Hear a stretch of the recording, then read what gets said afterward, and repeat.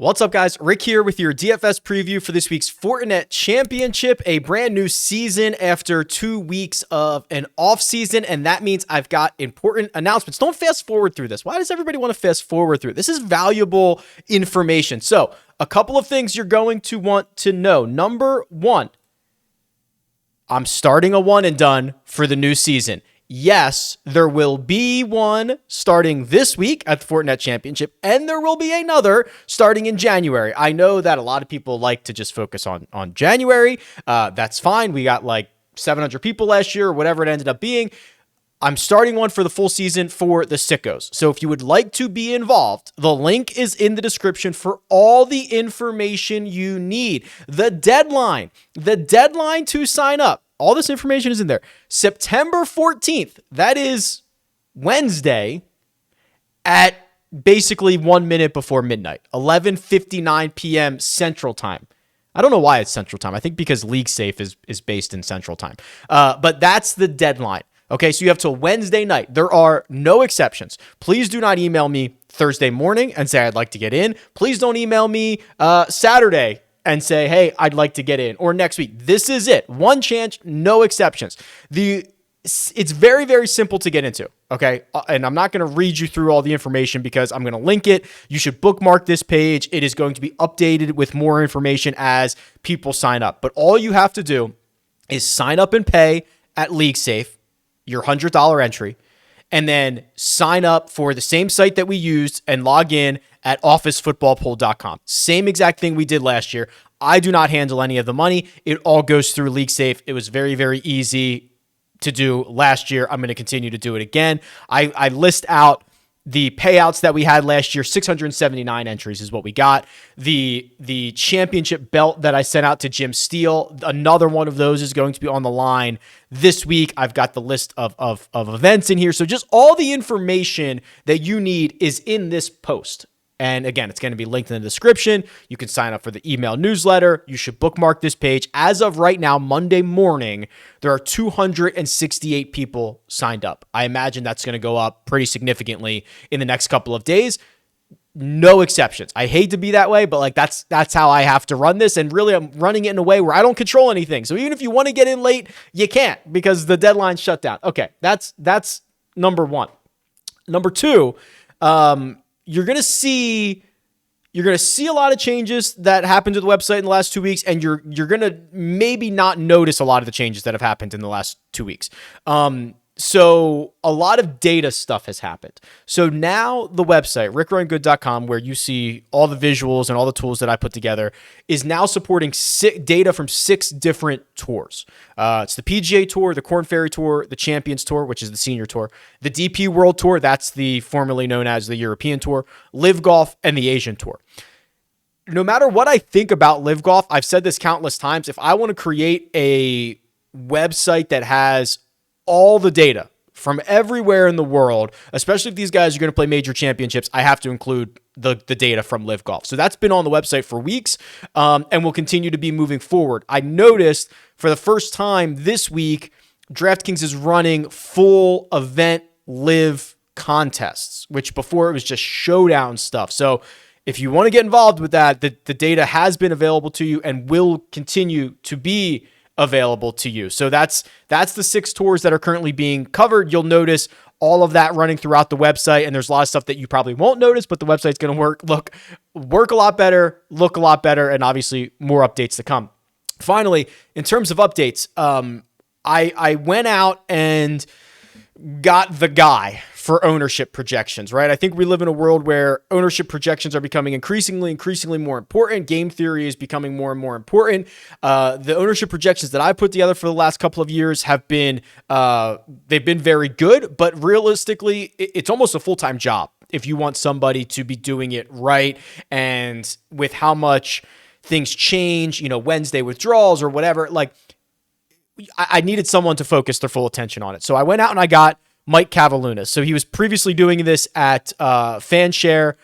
He's going to be doing it for RickRunGood.com. By all measures, he's probably the best in the space at accomplishing this and doing it accurately. You're going to see more and more frequent updates And then as we kind of expand it to, hey, who knows, maybe Showdown ownership is coming at some point, right? Like this is the guy that I need to manage it. So give him a follow on Twitter. It's at Lunas. But yeah, it's going to be a really great season. I think you guys know that, I'm constantly trying to make updates and improvements to the website. I take the suggestions that I get from you and I do my absolute best. I've cut down on some of the other content that I'm going to do for this season as an effort to pour more efforts back into Rick Run Good YouTube, RickRunGood.com, the data site, just all that fun stuff. So very excited about the new season. I hope you guys are too.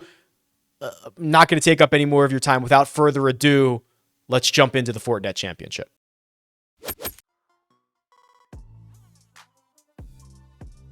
Silverado Resort and Spa, the North Course. They've got a couple courses up there. So if you're new, this is the regression model that I run for every course on the PGA Tour. It looks at basically all the data that we have available. It compares it to success at every single course, and it starts to build the types of golfers that have success at this event. Not necessarily in that week, right? Like if you see something where it says, oh, driving accuracy, very, very important, doesn't necessarily mean for that week, but that golfer was accurate for the year, building types of golfers. Unfortunately for this week, there's not a ton of strong correlation. Driving accuracy, 29th. That's 29th out of 43 courses on the PGA Tour. Distance, 22nd. Really, there's nothing in the teens. There's nothing in the single digits. There's really not anything that's super correlated to success. So when we zoom out a little bit here, remember, this is a resort course. And by PGA Tour standards, it's a very short par 72, only 7,100 yards. The recent history of this event, it kind of turns into like a driver wedge putting contest, right? You know, they're very narrow greens. They're hard to hit. Like you're not going to see a lot of fairways hit. Excuse me, fairways, not greens. You're not going to see a lot of fairways hit. So that might be good to know for like props when you go to PrizePicks and you put in the code Rick and all that stuff and get your deposit bonus. Like I think fairways are not easy to hit, and guys pull driver a lot because the rough is not really all that penal. Right. So you've got a situation where it's like, who cares? Just hit it into the rough and hit a wedge up there and see how many putts that you can make. That kind of creates a situation where, you know, we'll talk about guys like Corey Connors, like maybe their strengths are not super magnified here. Driver, wedge, you know, get yourself around this place, see how many putts that you can end up making. It has that hybrid strain of grass, bent grass, Poana. I don't think there's a lot of things that I would rule out here. Is distance going to be a benefit? Of course. It is everywhere. Is it a prerequisite for success? Probably not. I do think the hole by hole breakdown is a little bit interesting. The par threes keep this from the scoring average getting super out of hand. I think Stuart Sink has the tournament scoring record, 21 under par. So you're not necessarily going to see like 27, 28 under par like we have seen at times. The par threes kind of keep that in check. You really just need to survive, manage the par threes, and then the fours and the fives are super gettable. The fives are some of the easier set of fives that we have on the PGA Tour. So what I'm actually digging into right now, and I'll send it out in my email newsletter, is I'm pulling all the strokes gained numbers for the easiest par fives on the PGA Tour schedule from last year, and I'll include that. There's a link in the description, or you can go to, I think it's rickrungood.com/newsletter. It's free. You can sign up for that. But I'll compile that data because you really got to make your hay on the fours and the fives and then just kind of get through the par threes. So unfortunately, not a whole lot of course fit that I think we're going to be able to dive into, but I guess that leaves the vast majority of the field available to us. So we might as well just look at the salaries, look at the cheat sheet, and see what's going on. The cheat sheet, again, rickrungood.com. And what I would tell you, and this is a newer edition, is I would say flip over to the global trends here. So if you're watching on YouTube, there's two different versions of the cheat sheet. There's the classic version, which looks at PGA Tour events in recent history. And then if you click to global, it shows you everything. So this will show you that Justin Suh has actually won his last start. If I hover over it, I can see it was the Korn Ferry Tour Championship, and that he's been piling up top 10 finishes. But if I look at the classic version of this, which is only going to account for PGA Tour events, He has 0 events in recent history. So global is the place that I would like to be. That just, I think, tells a bigger, better story. Now, just in terms of, before I even jump into the tiers here, this week, we are getting an influx of Korn Ferry Tour players, right? We're getting all the graduates, all the guys that earned their tour card. And if you are a believer of the Korn Ferry Tour like I am, I believe that there is a very, very blurry line between the best guys on the PGA Tour and the worst guys on the PGA Tour. And it might be like the best guys on the Korn Ferry Tour are probably better than the worst guys on the PGA Tour. That's a conversation for another day of how kind of easy it is to keep your tour card. But this is a week where I think you're going to see an opportunity for names that a lot of people don't know, leaving a lot of money on the table. Before I even jump into the 10K range, look at the power rankings here. So this is raw strokes gain metrics. You can look at this via weighted and take into account Korn Ferry versus PGA Tour. But if you just sort by the last 24 rounds for everybody in this field, everywhere that they've played a round of golf in the last 24 rounds, there is not a $10,000 golfer until you get to the 18th ranked player, which is Corey Connors. There are a ton of 6, 7, and 8K guys that fill out the top 17 of this. So I'm just trying to build a picture that, like, hey, golf is being played other places than the PGA Tour. It's being played on the Korn Ferry. It's being played on the European Tour. It's being played on LIV. It's being played on the Senior Tour. It's being played on the Asian Tour. It's being played everywhere.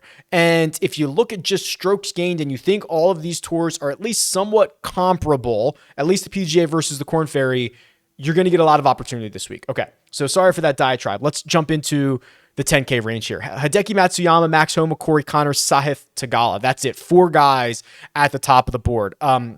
Probably willing to take just a cautious approach on Hideki Matsuyama, maybe cautiously optimistic. It has been a really strange run for Hideki in the past 6 months. And I think a lot of people attributed the weird like WDs and the poor play and the DQ to like, maybe it's just like lingering LIV stuff and he's going to go play on LIV. Well, doesn't really seem like that anymore, right? So are we past kind of the point where Hideki has these LIV rumors?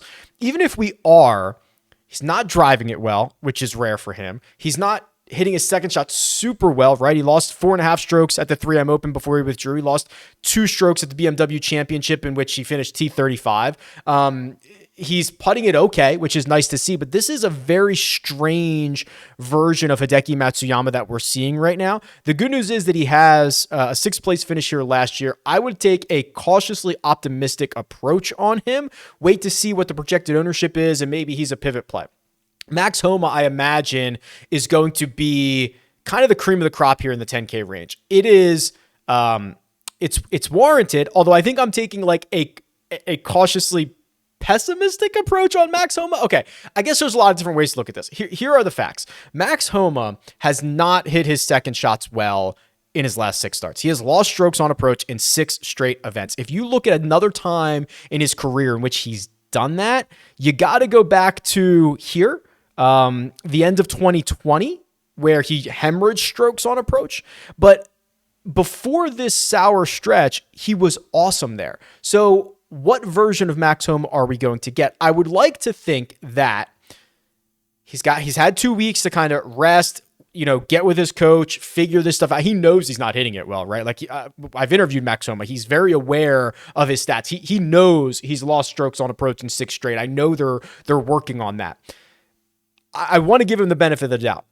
The other thing that you could say is a positive is despite that really bad stretch, historically bad stretch for Max Homa over his last 6 starts, he still has 4 top 25 finishes during that stretch, including a T5 the Tour Championship, a couple of playoff events in there. Like that's the good, you say the rest of his game is strong if he can figure out the second shot, which I imagine he's working on and that he was so good at for the vast majority of the year. You can project Max Homa to probably play pretty well and at least give a vigorous title defense this week. Corey Connors and Sahith Theegala, the last, I'm not going to go player by player here, but these 2 guys are super fascinating. And Corey Connors, if Corey Connors is going to burn me, I think I'm just going to get burned, right? There's probably a little scenario in which I play a ton of Corey Connors. If we look at course fit, do we think Corey Connors is going to really excel on a golf course that you can basically hit it anywhere off the tee that you want, turns into a wedge fest and turns into a putting contest? Does that sound like the type of place that Corey Connors is going to have a lot of success? I don't necessarily think so. If you look at his numbers from this event, he's played here a handful of times. So 3 times since 2017. He's lost strokes putting in all 3. He's lost a ton in 2018. He's lost over 9 strokes putting in the 10 rounds that he has played. The other thing to consider about Corey Connors is that we are now, let's see, he is 10,300. That is an all-time high. Okay. He was also 10,300 at the Puerto Rico Open in 2019. That's it. We are at the absolute ceiling of pricing on Corey Connors. And when you are priced at 10-3, you better win or you better contend to win, right? And I think we are just much better suited for a $8,800 Corey Connors in a deeper, stronger field at a golf course that is tighter and more penal if you miss the fairway, at a golf course where you are going to have to hit longer irons into a lot of these. Like, give me Corey Connors when we get to Torrey Pines. I'm not sure this is the spot for him. So all those things considered, it's unlikely that I find myself with a lot of Corey Connors this week. And then Sahith, again, kind of the upper range of pricing that we've seen on him. I'll continue to spout it early and often.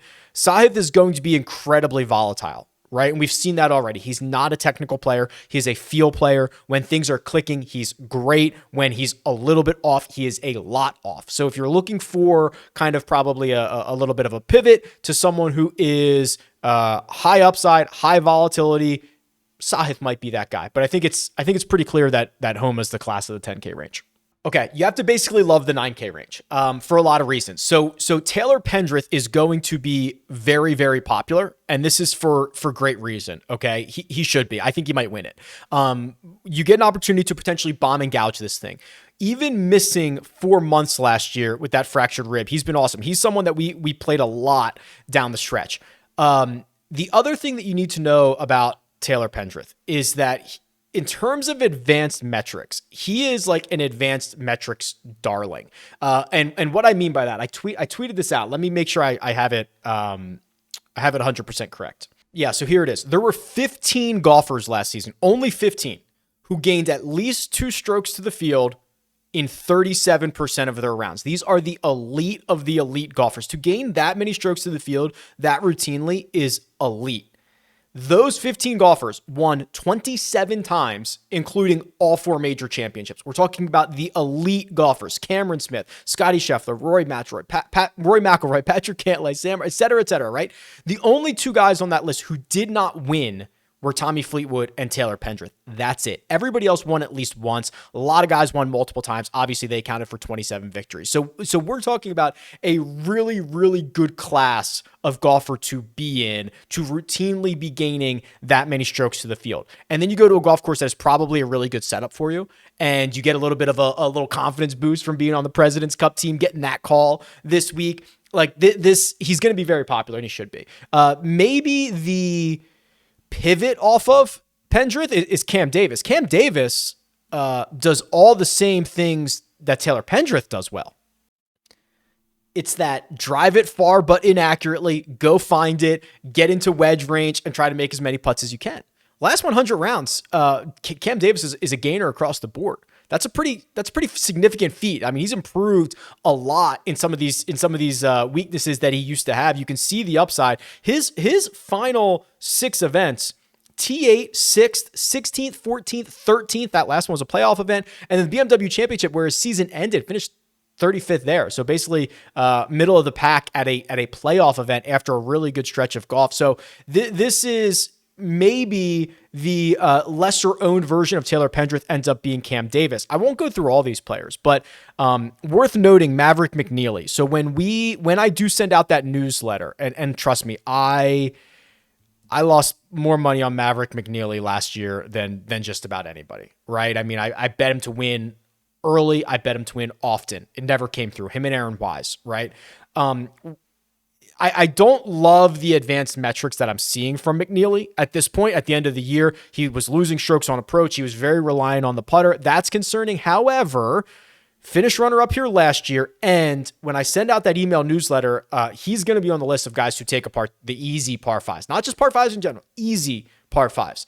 McNeely is probably top 5 in this field in terms of easy par 5 scoring. So I'm probably not going to be as bullish on Mav this year, but I'm willing to just be like, okay, this is a good spot for him out of the gate. Let me see what he can find, see if I can get a little lucky this week. Emiliano Grillo is the other guy. So, I mean, this is such a good range.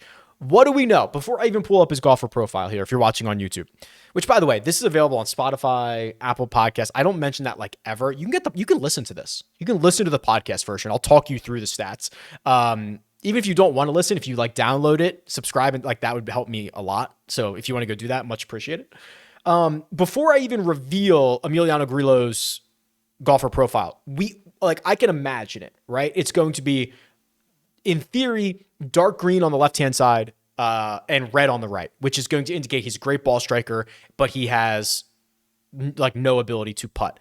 And that would be true if it wasn't for his last 5 starts. What are we seeing?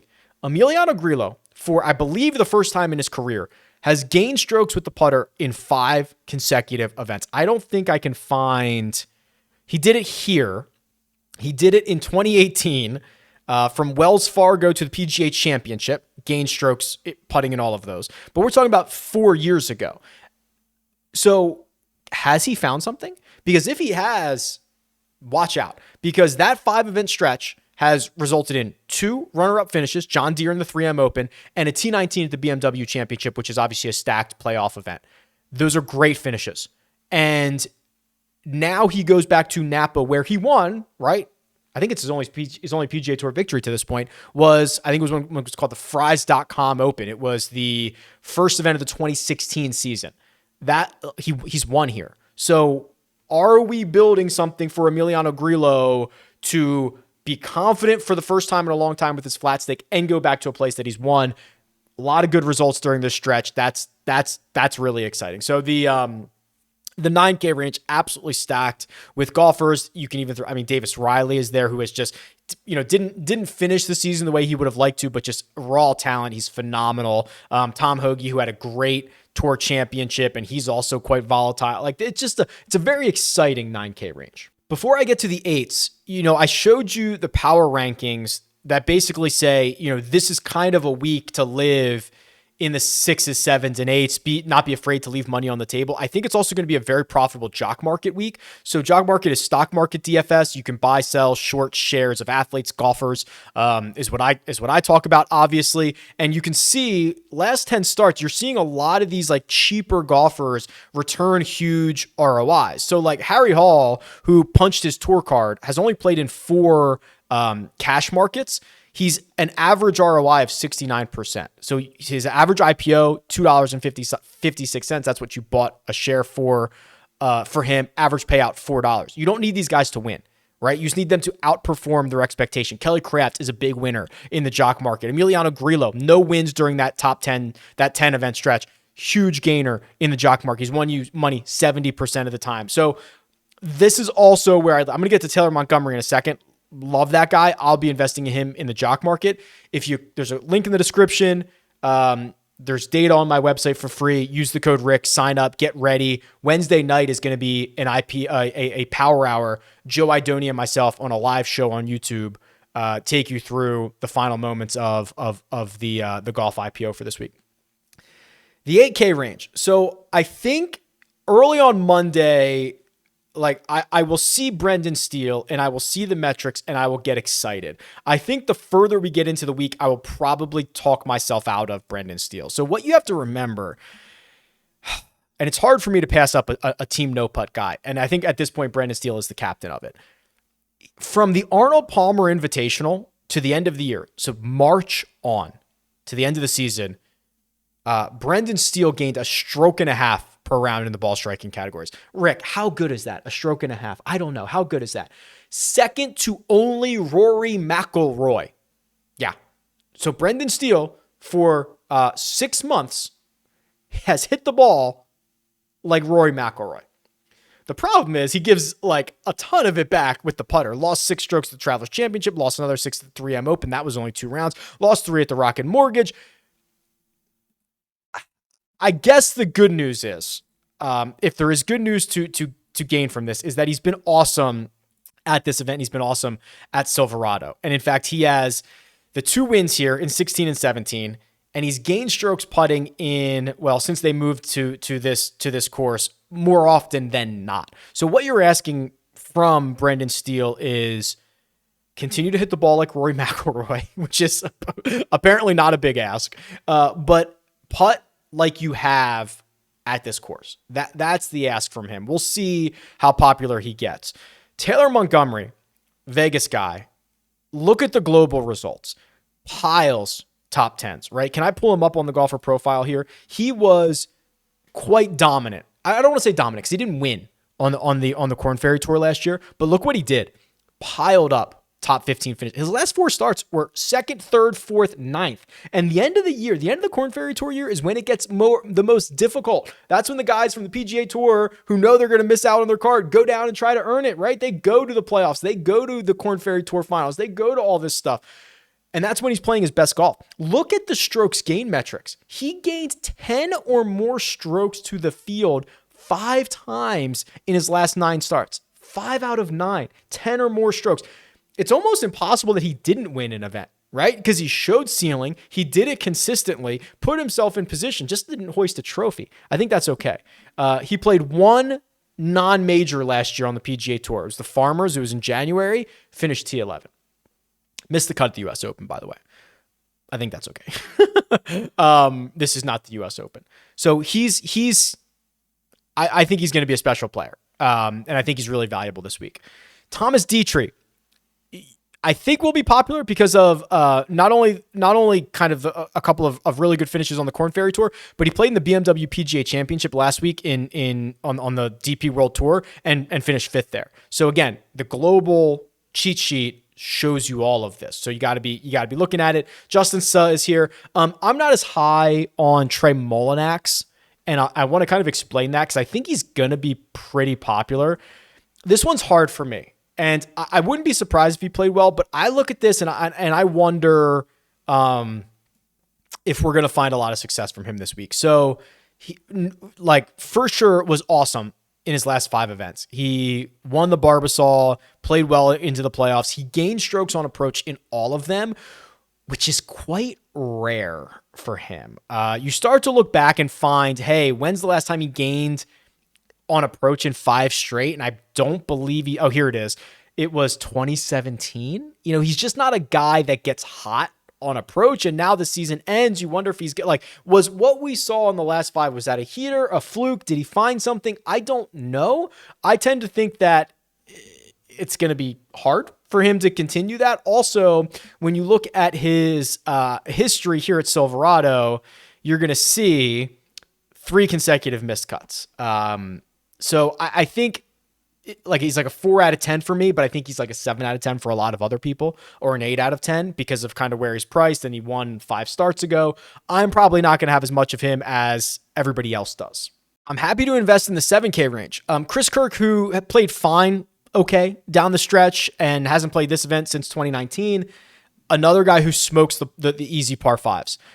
Carl Yuan, $7,800. Get used to that name, okay? He is what I believe to be like the modern PGA Tour player. He hits it far, top 10 in driving distance on the Korn Ferry Tour, very inaccurately. We know here that's fine. He's a big-time birdie maker, top 10 on the Korn Ferry Tour last year. Look at his results, right? He won earlier in the year, piled up a bunch of top 5 finishes, bunch of top 10 finishes. He was the regular season points leader. I think he finished 2nd overall after Justin Suh won the Korn Ferry Championship, the Korn Ferry Finals. This is you're going to hear a lot about this kid, right? I think he's 25, and I think he's a real solid modern player, $7,800. Ches Reavie, who has played this event and played it well every year, he just won 5 starts ago, right? He won at the Barracuda. He played okay down the stretch, nothing spectacular, but a short par 70 that is kind of like a wedge fest putting contest. Would that work for Ches? I think so. Hasn't putted as well recently as I would like, but we know he can heat it up. Who else in the 7K range? I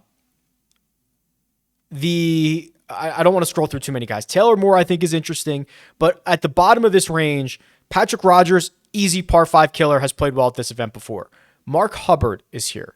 Hubbard, okay, let's look at Hubbard because he kind of split time for the most part of last year between the Korn Ferry and the PGA, and almost no matter where he played well. Okay. So he had the 2 top 5 finishes late in the year at the Barbasol, the Barracuda. It actually got him into the playoffs. He missed the cut at the FedEx St. Jude, and that ended his season. But you look at, he played a lot of PGA Tour events at the end of the year, played well, played a bunch of Korn Ferry Tour events earlier in the year, played great at those. He has like that top 15, top 10 upside. And then he's played well at this event. He's got 2 top 16s in his last 3 trips. So like those are 2 guys, Rogers and Hubbard, that I think are interesting coming down the bottom of the 7K range. So if I could buy stock on like Justin Suh and Austin Eckroat, I would, right? Eckroat finished runner-up the Korn Ferry Finals. He's got, 5 top 18 finishes in his last 8 starts. Almost all of them are on the Korn Ferry Tour.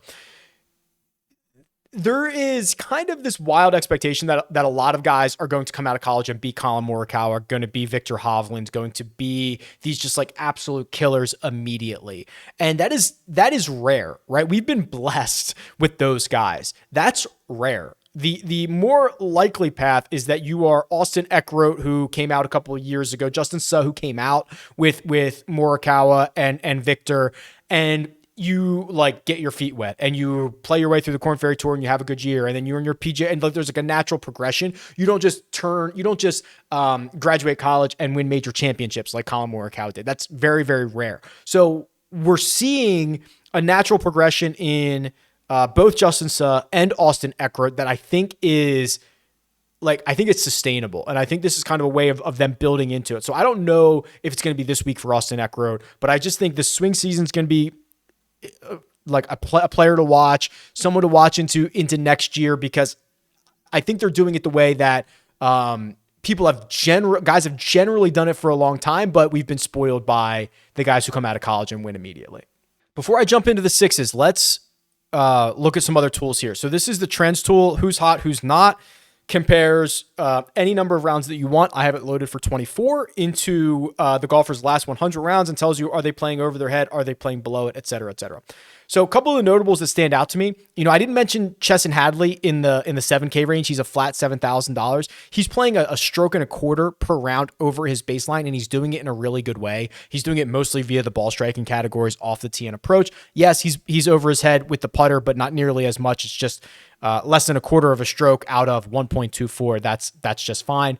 Callum Tarren's another one. He's a stroke over his head in the last 24, but only a third of that is coming with the putter. The rest basically coming in the ball striking categories. That's really good to see. So you can use this tool and kind of see who's likely to break out, who's not. You'll notice far upper left-hand quadrant, which is where you want to be. Taylor Montgomery is there. Harry Hall is there. These are guys that I think are really setting up statistically to pop soon. The other thing is, let's go to the Holy Grail and let's fire up this golf course and just look at who's played well here. So Stuart Sink is number 1. That's only 6 rounds though, and he won one of them, right? So he missed the cut and he won. John Augenstein, who only has 4 rounds here, finished T6 last year. He's flat $6,000. Hideki's here, 1.74 per round. Harry Higgs, 10 rounds, 1.55. So he went 23rd runner-up, missed cut in his 3 trips. Ryan Moore, who I saw grinding it out at TPC Las Vegas in like the 110-degree heat the other day, has played well here, but not recently, right? So T10, T17, runner-up. And then his last 2 trips were 2019, 2021, missed cut. He's only $6,600 though. And then Brendan Steele, who we already talked about, Doc, Redmond, Ches Reavie. Okay, guys we pretty much know about. Let me just look at Ryan Moore real quick. This is what I kind of do, right? You look through all over the website, you get little nuggets, then you kind of narrow it down a little bit. Let's just look at Ryan Moore together and see if there's anything to be excited about outside the sighting I had on him. Unfortunately, not really. You know, I mean, he's a savvy vet. He's probably going to be able to figure it out at times, but this is not a particularly great stat profile. He is tour average or just above tour average in most categories with not a particularly strong set of skills. The only real appeal is that he's pretty cheap. The $6,000 range. So let's do this. Let's just sort this by strokes gained total over the last 24 rounds. Michael Kim. I was definitely going to talk about Michael Kim. Michael Kim's back, baby. Remember, he missed like 1 million cuts in a row, set the scoring record and won at John Deere, then missed 1 million cuts in a row. Seriously, it is like one of the most amazing stat profiles on RickRunGood.com. And it's incredible. Like look at this. So let's go back. So he goes from like miscut, wins, gains 19 strokes to the field. Then basically finishes dead last or misses the cut on everything. Seriously, he missed every single cut from the Sony Open in 2019 to the Greenbrier in September. 9 months, he did not make a cut. And it kind of continued for like a whole nother year. How can you not root for this guy who has figured it out? Look at this.